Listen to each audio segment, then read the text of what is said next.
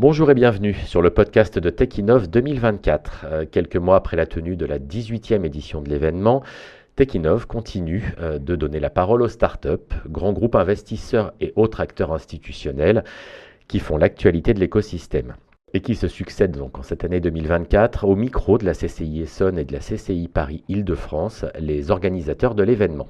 Dans cet épisode, c'est de sécurité dont il va être question, ou plus précisément de cybersécurité.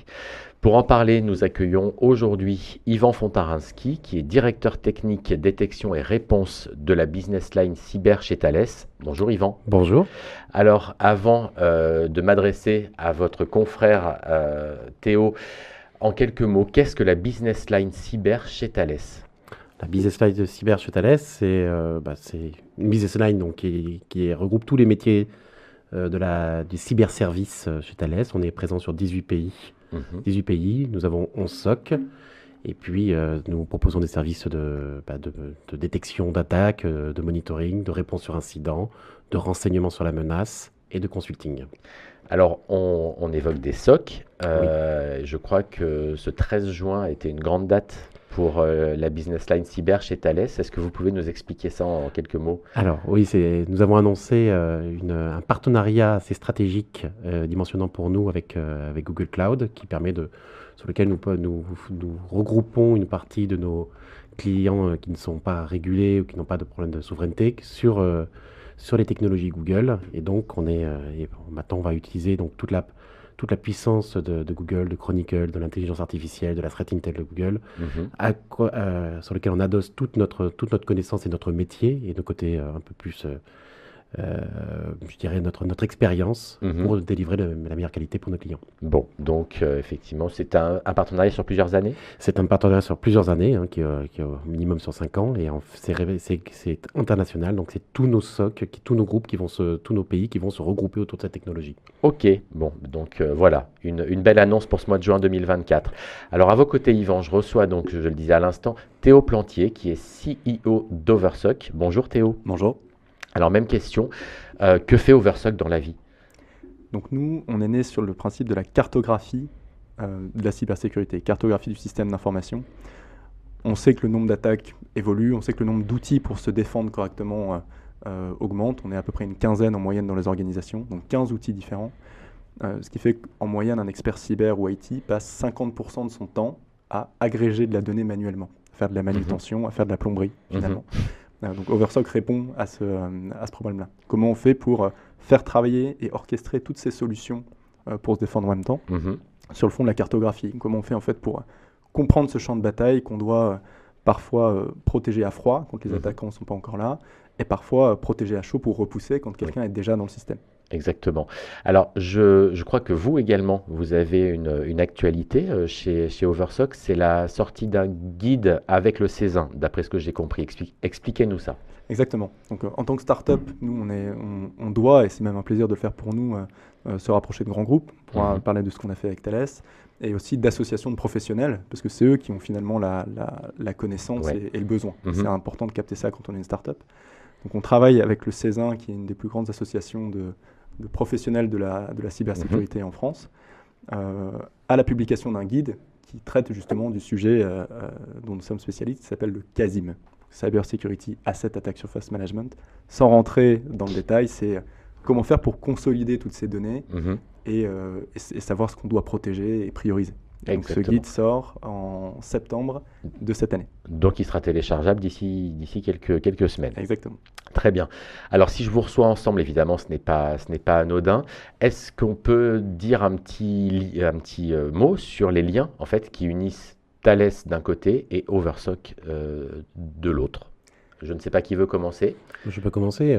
On a à plusieurs reprises depuis ces dernières années, on s'est déjà d'abord rencontrés sur des salons un peu d'innovation sur lesquels on a pu se rencontrer à plusieurs reprises. Le nom d'Oversoc était régulièrement cité, donc on a eu l'envie de travailler avec eux. Donc on a fait des réponses à des appels d'offres, on a gagné des concours d'innovation ensemble, dédiés sur le militaire. On pourra peut-être en discuter un peu plus, mais vraiment l'intérêt pour nous de travailler avec ces types de sociétés chez Thales, c'est un peu de ramener cette fraîcheur, cette innovation, ce dynamisme qu'il y a dans des petits industriels ou des industriels plus installés. Oui, c'est ça, qui s'installent. Plus installés. Et vous, de votre côté, Théo c'est exactement ça. On rencontre d'abord, je pense en 2021, sur un de ces salons, d'où on a besoin, nous, justement, pour se faire connaître, pour rencontrer des décideurs ou des partenaires qui sont tous bombardés d'emails. Bien sûr. Donc, rencontre sur un salon, pitch ou explication de ce qu'on fait, compréhension de la proposition de valeur, à la fois du côté de Thales et à la fois du côté du partenaire qu'on avait en commun. L'année d'après, justement, on répond ensemble à ce projet où on avait Thales qui coordonnait différentes solutions techniques dont nous, qu'on remporte. Et l'année suivante, c'était l'année dernière, on a pu répondre ensemble justement à un appel d'offres sur ce sujet-là. Donc on a vraiment toute la chaîne de se faire connaître, se sentir tout petit à côté d'un gros, puis se rendre compte que finalement ces plus gros peuvent avoir besoin d'aide sur certains sujets. Et voilà, chacun joue sa partition. Et il y avait vraiment ce partenariat qui nous a bien plu, où c'était assez clair. Voilà ce qu'on vient chercher, voilà nous, quelle est l'opportunité. Et c'est complémentaire finalement. Nous, on avait trouvé ça assez complémentaire. Non, ça l'était. Ça l'est toujours d'ailleurs. En fait, c'est tout notre intérêt. Et puis nous aussi, ça nous permet, on a aussi cette volonté de structurer ou d'organiser un peu l'espace français et européen, justement en identifiant les bons partenaires. D'accord. On est persuadé que tout seul, on n'y arrivera pas forcément. C'est vraiment un tissu de partenariats et d'autres entreprises qui peuvent nous permettre de faire face à la menace. D'accord, donc ça veut dire que quelque part, est-ce qu'on peut résumer ça en disant, en gros, un grand groupe va essayer de trouver une certaine agilité auprès des startups et peut-être les startups vont aussi peut-être gagner en structuration, peut-être. Est-ce que c'est c'est peut-être un peu résumé, mais en gros, est-ce que c'est ça? Oui, en fait, on peut le résumer ainsi comme ça. Du côté Thales, on va essayer aussi de chercher à s'innover. On va lancer plein de programmes d'innovation. On va s'inspirer de ce qu'on voit dans les petites sociétés, justement. Quand on fait des acquisitions, pareil, on va leur laisser ce côté d'autonomie pour pouvoir. C'est-à-dire que souvent, on dit quand Thales va faire une acquisition, elle va être mangée. Non, en fait, on leur laisse. Les pays restent seuls. Sont intégrés, vont récupérer l'encadrement suffisant, puis après ils vont avoir gardé cette autonomie qui leur permet justement de s'améliorer. Vous n'êtes pas en train d'annoncer que Overstock va se faire racheter par Thales? Pas encore, non, c'est pas prévu. Non, Théo, non. J'ai pas encore eu l'email de confirmation, mais vous me tenez au courant. Non, mais c'est intéressant parce qu'à la suite de ce concours qu'on avait remporté ensemble, on est rentré dans l'accélérateur cyber de Thales, qui s'appelle Cyber à Station F. Oui. Et il y avait une phrase qui résumait un peu l'intérêt, et c'était très pragmatique et assez intéressant du côté startup. C'était en fait, on va adresser des projets que Thales ne peut pas adresser seul, et que là où les startups ne peuvent pas adresser seuls. En fait, c'est pragmatique, ça prend en compte les contraintes d'un grand groupe qui a aussi énormément de contraintes, bien sûr, et celles d'une startup, et ce côté compatible ou se retrouver en fait finalement autour d'un projet commun. Ça. Là en l'occurrence, ce qui peut être soit un appel d'offres, enfin voilà, peu importe. En tout cas, c'est un petit peu ça. Donc là, on vient de parler effectivement de vos entreprises respectives ensemble. Si on prend un tout petit peu de recul, j'aimerais revenir sur le panorama de la menace, donc, qui a été publié comme chaque année par l'ANSSI en février ou mars peut-être. Est-ce qu'on peut dire quelques mots, voilà, quelles évolutions peut-être par rapport à l'an dernier ou voilà, dites-moi, je ne sais pas. Théo, allez, on commence par vous. Alors, nous, donc, la production des documents de l'ANSSI, donc je vous en parlais au début, le guide de la cartographie, c'est quelque chose auquel on est assez attaché parce que c'est vraiment la raison de notre existence finalement. Ouais. Donc ces entités qui vont produire des règles qui permettent de clarifier et d'expliquer un peu quel est le b.a.-ba des choses à faire, ou plutôt de prioriser et de dire voilà par quoi il faut absolument commencer. Donc ils vont vous en dire plus juste après. Ça, c'est extrêmement important pour les entreprises parce qu'on a parlé d'un nombre d'attaques qui augmente, de types d'attaques qui augmentent, d'une déflagration d'outils dans tous les sens. Donc c'est dur de s'y retrouver, même pour des pros qui sont dans l'industrie depuis 20, 25, 30 ans. Et en fait, l'ANSSI, justement, et le gouvernement français en général, produit des normes et des guides pour aider à prioriser. Parce que c'est ça, finalement, une norme. C'est une liste de règles à suivre. Et ça, en général, ça ressort de l'étude de la menace à jour. Oui, absolument. Donc c'est assez important parce que ça permet de guider, de dire voilà les 10 premières choses par lesquelles il faut commencer. Pour se protéger correctement. Exactement. Et alors justement, Yvan, si on en revient sur ces évolutions de la menace, En 2024, on parle de différentes choses, peut-être qu'en 2023 est sans doute encore différente qu'en 2022 et peut-être différente par rapport à 2025. Qu'est-ce qu'on peut dire cette année de ces menaces, pardon? Si on regarde déjà depuis ces différentes années, on voit que clairement on a une tension sur la cyber qui qui est croissante, hein. L'année 2024 évidemment est surtout marquée par les Jeux Olympiques. Donc ça va se situer entre juillet, août et jusqu'à septembre. On a un contexte géopolitique, sans rentrer dedans, mais qui est extrêmement tendu, que ce soit entre la Russie, l'Ukraine, Israël, les Mas, le Sénégal, le Congo. Il y a énormément de tensions, une vision, une exposition médiatique qui est très forte. Donc les groupes d'attaquants, quand ils agissent, ils veulent viser la France, en fait, ça va avoir un impact particulièrement sonnant. Donc c'est pour ça que on est actuellement très visé. Et donc on a une explosion de petites attaques. Alors il y a quelques temps que j'ai estimé que c'était l'attaque du pauvre, à tort, parce qu'en fait c'est une attaque qui coûte peut-être pas cher, mais c'est une attaque qui a énormément d'impact. Donc là, récemment, on a beaucoup d'attaques DDoS, de déni de service sur plusieurs secteurs d'activité de la Coupe d'Europe de football, donc notamment des chaînes de télévision qui sont impactées, d'autres éléments. Il y a des groupes qui plus politiques qui décident de se manifester, donc souvent des pro-russes qui attaquent d'autres institutions gouvernementales ou qui font de la désinformation. Donc on a une recrudescence d'attaques et qui pointent leur bout de leur nez et qui peuvent être faits vraiment à petits moyens ou avec peu de personnes. Et on va en reparler effectivement dans quelques instants. Avant, je voudrais voir avec vous, Théo, là finalement, ce qu'on entend dans le discours d'Yvan, c'est qu'au-delà de l'attaque technique, du fait de faire tomber un système d'information, c'est surtout que derrière, il y a une volonté de faire quelque chose, c'est-à-dire de faire tomber un métier, de faire tomber une institution, enfin peu importe. Donc finalement, en fait, la cybersécurité, c'est pas qu'une question IT, c'est bien une question business derrière. C'est exactement ça, et même pour des organisations qui n'ont pas des fonctions business. En fait, on voit souvent, quand on discute avec des experts très techniques, une déconnexion entre la partie technique cyber et le métier, et parfois une incompréhension entre ces deux organes, et on se rend compte que de plus en plus, et c'est assez positif, ce sujet cyber arrive depuis un bout de temps côté IT, et de plus en plus dans les COMEX qui se rendent compte qu'en fait c'est la viabilité de leur modèle. Et dans ce qu'on fait nous chez Oversock, cette corrélation, rassembler les outils, contextualiser et poser la carte de ce qui doit être défendu, en fait c'est comment comprendre les briques métiers les briques IT qui soutiennent le métier. Parce que c'est ça ce qui est important. Si on est une marketplace, on est un site internet qui vend en ligne, on doit connaître la liste de tous les serveurs qu'ils soutiennent.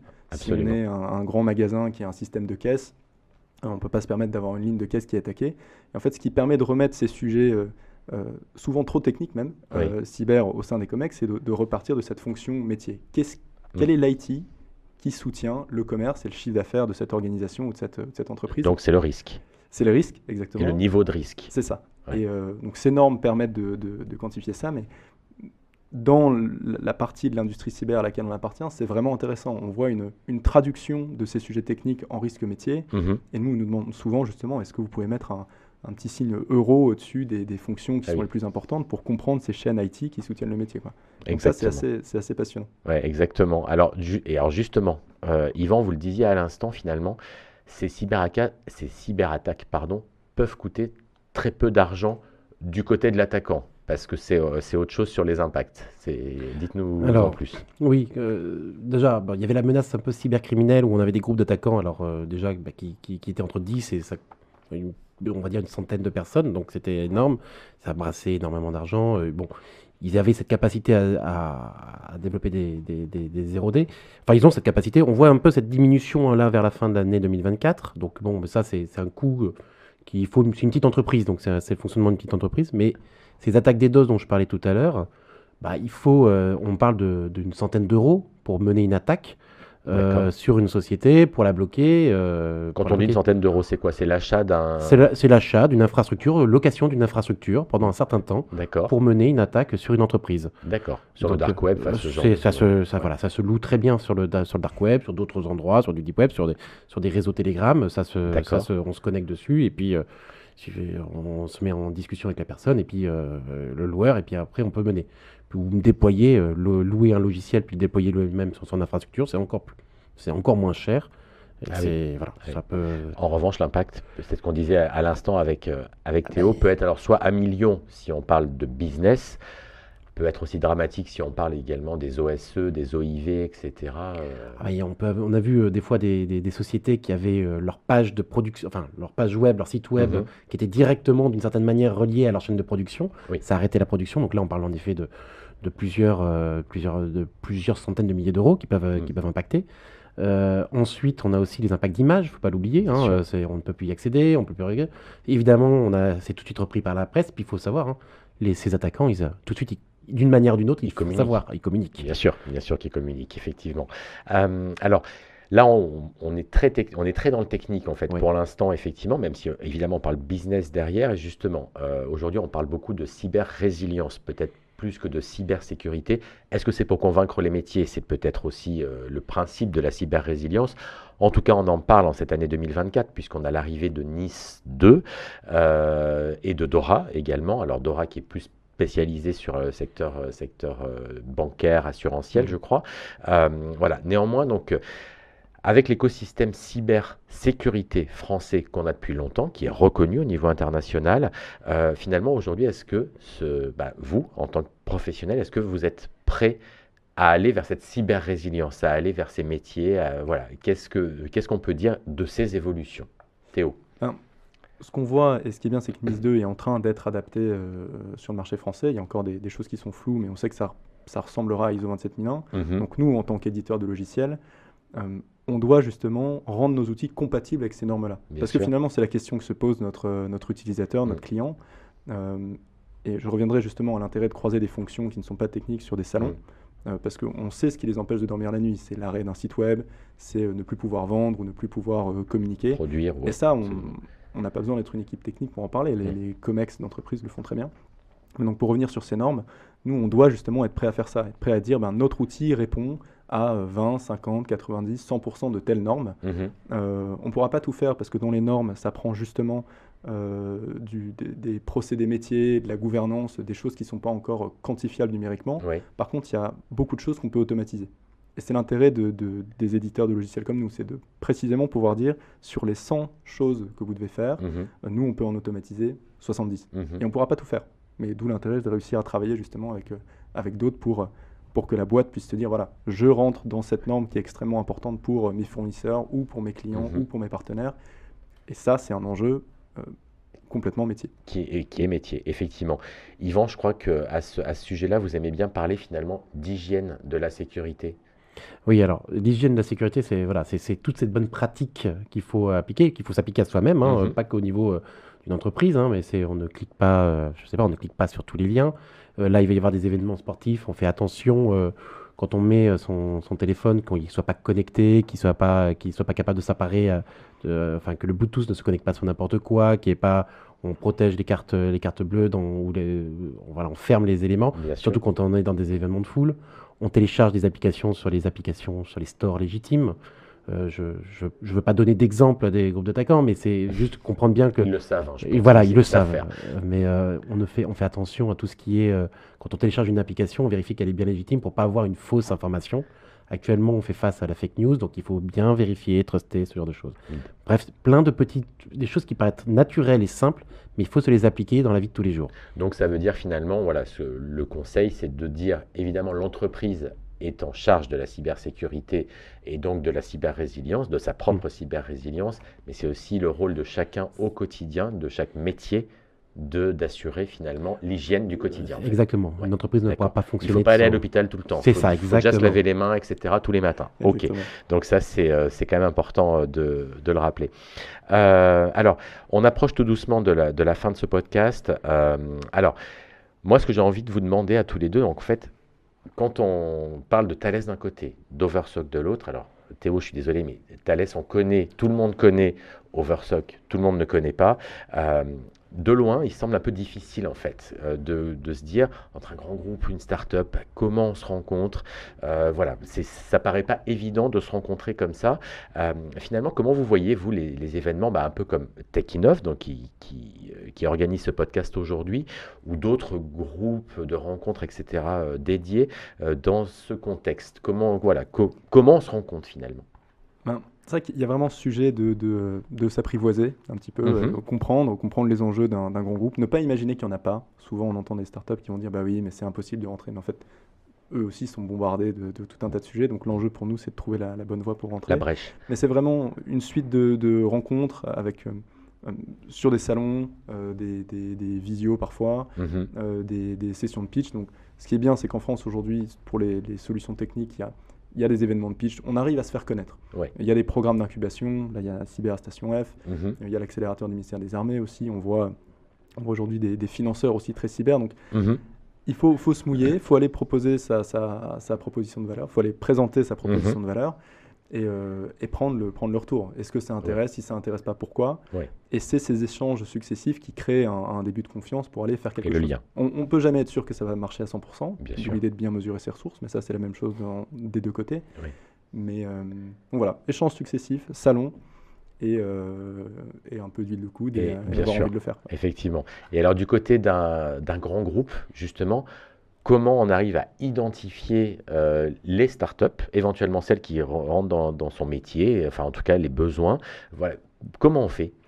Alors, je vais donner peut-être un peu ma recette un peu secrète, mais j'ai plein de petits canaux qui me permettent justement d'identifier ces sources d'informations. Un premier, c'était Station F, même si le dossier de candidature, on est forcément en interne, ça c'est clairement rayonné, toutes les GBU sont au courant, peuvent avoir, y accèdent. Ils sont étudiés, du moment qu'il y a... Voilà, c'est étudié, on a le pitch, et puis hop, on peut s'intéresser. Ça, c'est le premier élément. Les réseaux, se faire connaître par le réseau des RSSI, le CESIN, c'est une source d'information qui est topissime. Les projets de la BPI, pareil, on va regarder les projets de la BPI qui sont, quand des sociétés vont candidater dessus, vont regarder, on va évidemment s'intéresser. Puis un autre qui est d'un point de vue un peu plus technique, moi en tant que directeur technique, je regarde toutes les publications de papier technique quand il y a des innovations. D'accord. Et ça, moi, c'est ce qui m'intéresse quand je vois une petite société qui propose son innovation, qui veut la faire connaître, etc. Eh bien, je vais prendre un peu de temps, je vais regarder, puis après, derrière, ça va me donner envie de déclencher. Il ne faut pas que ce soit marketing, mais dès que ça me montre, ça m'allèche d'un point de vue techniquement, c'est parfait. Donc, il y a quand même, ça c'est quand même bien en France, on a cette possibilité en tant que start-up d'un côté ou en tant que grand groupe de se rencontrer finalement dans des événements, autour de groupes, etc. Donc ça, c'est plutôt positif et vous en êtes la preuve tous les deux. Et donc évidemment, chaque année, c'est TechInnov qui en fait partie, qui fait partie de cet écosystème. Donc on espère vous retrouver tous les deux sur TechInnov 2025. On verra ça d'ici quelques mois ensemble.